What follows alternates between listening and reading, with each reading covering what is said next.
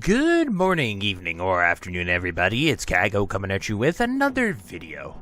So today I wanted to take the time to discuss the actual real new content that we are going to be getting in Phase 5 as Phase 5 rapidly approaches. It'll be here in under a week time.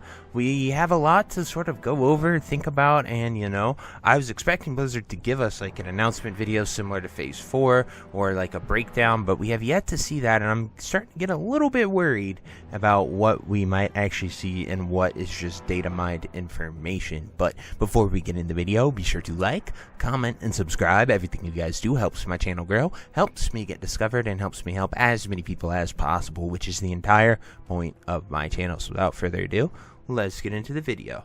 So we are right here on the PTR in Orgrimmar, and I just wanted to show you guys a few things that are confirmed to be new.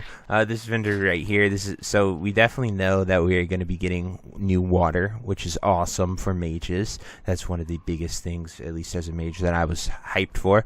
Then we have two little things that I know for a fact are not going to be in there, but I think it'd be pretty awesome.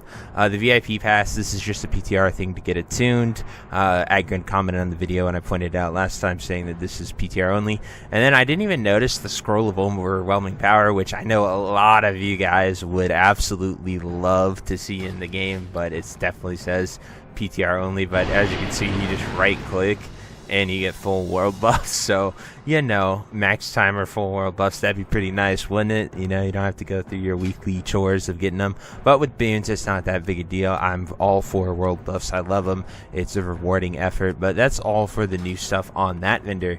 Next, we have all the tier 2 stuff, which we have covered, and as well as these new idols. So there are a plethora of new idols. This is new gear, whether it is from dungeons or ZG and BWL. These are confirmed to be in the game, so it's going to be awesome to see people be able to get those new idols and mess around with them.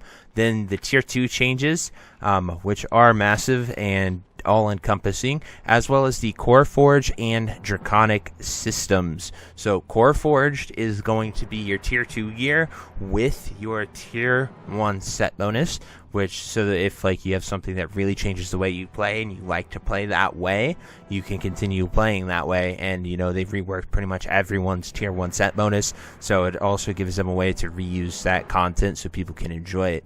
The next one that we have is tier 2 normal, which is Draconic, which is the tier 2 redone with the new tier 2 set bonuses, which are completely different from what they were in original classic as well. So you have the stats will stay the same, but you will be able to get better set bonuses or different set bonuses for you. And then obviously all the new specs have them too. So like SM Mage right here, you'll see the arcane one for the healer / DPS mage and what comes with that. And then there's also Core Forged for that. So that is the new gear, new tier 2, new awesome system.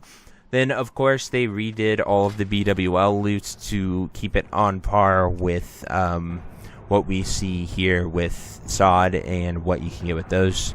Some pieces actually are just strong enough that they were fine. So, like, the power creep is getting to that point where it's kind of caught up and it's looking really good. So you can check out all these items here on the PTR if you're interested in seeing all the changes. Wowhead also has some really good lists for that content, and you can check it out there as well. Next, we have ZG. So ZG has a ton of different changes. Everyone can get their ZG enchants as well as the ZG gear all got tweaked for the 10 to 20 man flexible thing, as well as the ZG sets are all completely different too. So while it could be a nice little upgrades for you, it will also just simply be a new set. So like ZG for Magus is a Frost set, which is pretty cool because we have yet to see a Frost set and actually people use Frost at all. So it'll be nice to see. Right now I would say Frost would probably just be straight PvP at the moment, but it can't hurt to get that gear and use it, play around with it. It'll be nice catch-up gear as well for people that did not play Phase 4 or they're just getting into Sod at Phase 5. It'll be really enjoyable, but these are just some of the pieces that you can look. They did a really good job with the Zanzal bands and then the Band of Jinn and the Band Seal of Jinn. Making those ring sets are really, really good, and so they'll definitely be sought after pretty quickly. But all in all, really good. And they made the Panther hide sack a 20 slot bag, but it is unique, so you can only have one, unfortunately. But yeah, they did a good job with the ZG loot. I'm happy with it. I think it'll be cool to see people gear. Now, one of the biggest, most newest pieces of things that we are going to see is these epic class weapons. So everyone is getting an epic class weapon except for priests. They get a trinket, but because they have benediction and anathema already. But like the Staff of Inferno looks so OP and so amazing. I can't wait to get my hands on it and use it as a fire mage. We know nothing about these weapons other than the fact that they are in the game. That's all we got for you. I'd imagine it would have to be like an epic quest line, something to do with the 20th anniversary event of World of Warcraft that we could be seeing. It kind of coincides perfectly with it. However, I just simply do not know what it could be, and I hope it's an epic journey and an epic quest that they've done in phase 1, 2, and 3 of SOD for like with professions and stuff. That was really cool. I enjoyed that a lot personally, so that's what I hope it is. But it simply could just be a random drop off a Nefarian and good luck, you know? It could be something like that as well. So we just don't know. I hope we get some information about it at some point. But that is all the content that is 100% confirmed. Now we have speculation content, and I wanted to, you know, make this a chapter. We had 3 new possible data mined dungeons. The biggest one was the Burning of Anderhall. So that is all the way over here in Western Plaguelands, right here at the ruins of Anderhall. Chromie is actually here in Classic WoW. She's in the top of one of these inns, and this is actually where you went once they put Chrono Boons in the game. That's actually where you went to do your Chrono Boon quest line and get it. Now they're just at reagent vendors, but it was actually a process to unlock it back in the day. And I think Ruins of Anderhall would be a really fun sort of big mega dungeon that they could do.